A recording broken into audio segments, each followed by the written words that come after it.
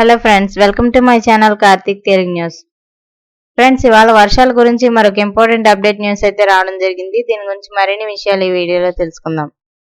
దయచేసి వీడియోని ఎక్కడ స్కిప్ చేయకుండా చివరి వరకు చూడండి ఫ్రెండ్స్. ఇక వివరాల్లోకి వెళ్ళినట్లయితే, బంగాళాఖాతంలో కొనసాగుతున్న ద్రోణి ప్రభావంతో తెలంగాణలో రానున్న 2 రోజులు తేలికపాటి నుంచి మోస్తరు వర్షాలు పడనున్నట్లు హైదరాబాద్ వాతావరణ శాఖ హెచ్చరించింది.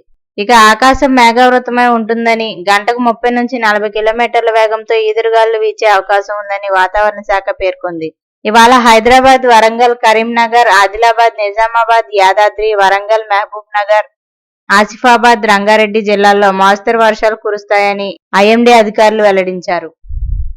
అలాగే శనివారం పలు జిల్లాల్లో అక్కడక్కడ ఉరుములు, మెరుపులతో కూడిన తేలికపాటి వానలు కురుస్తాయని వాతావరణ శాఖ వెల్లడించింది. ఇక ప్రస్తుతం అరేబియా సముద్రంలో ఏర్పడిన అల్పపీడనం రాబోయే 2 రోజుల్లో వాయుగుండంగా మారే అవకాశం ఉందని వాతావరణ శాఖ హెచ్చరించింది.